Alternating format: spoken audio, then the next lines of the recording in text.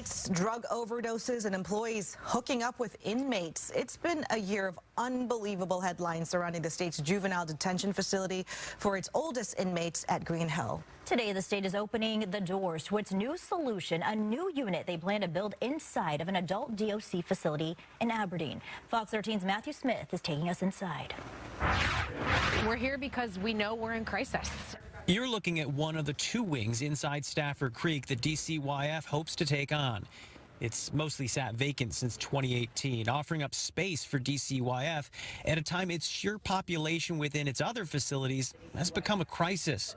In fact, I'm told they looked at a dozen other facilities. I want to be really clear, there's no perfect solution, and we need solutions to come online to really mitigate the crisis and the reality on the ground at Green Hill. Just to give you an idea of what a cell or a unit looks like, each one of them comes with their own sink and their own toilet. And just 3 or 4 steps over this way, this would be your sitting area where you could do some work. It gives you an idea. It's not huge, but this is 48 additional units that adds the equation that DCYF is struggling with, which of course is overcrowding.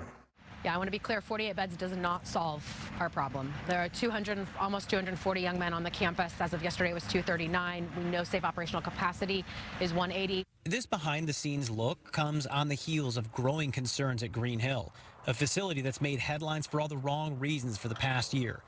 That includes multiple employees accused of inappropriate relationships with inmates, 2 just last week.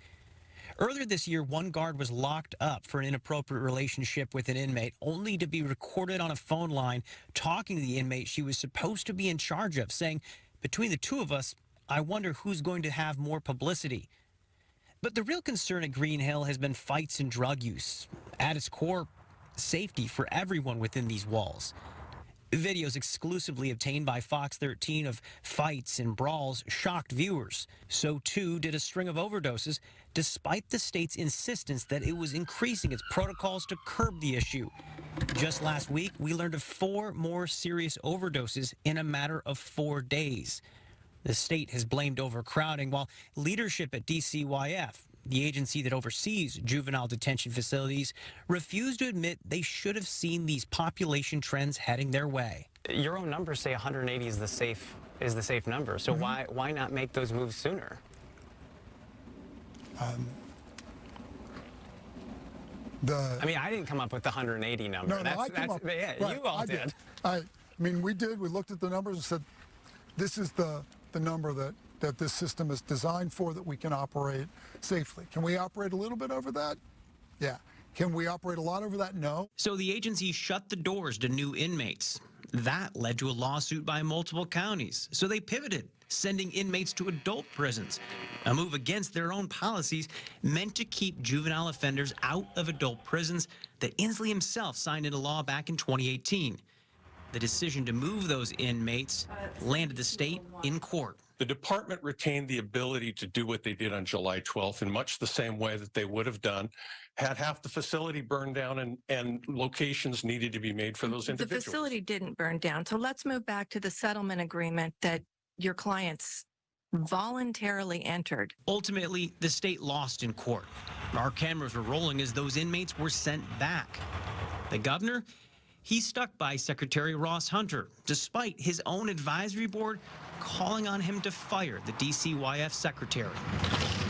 As the final weeks of Governor Inslee's time in office unfold, Stafford Creek is the plan.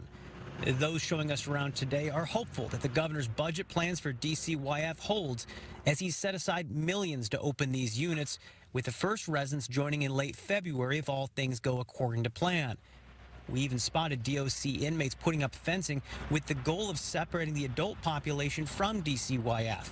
If that change wasn't enough, before we even left the grounds, we learned Senator Tana Sen was announced by Governor-elect Ferguson as his pick to lead DCYF come January, a name familiar to DCYF due to her work in the legislature. Having someone who understands the dynamics, the work we do, and can step into that is helpful, is good. Reporting in Aberdeen, Matthew Smith, Fox 13 News.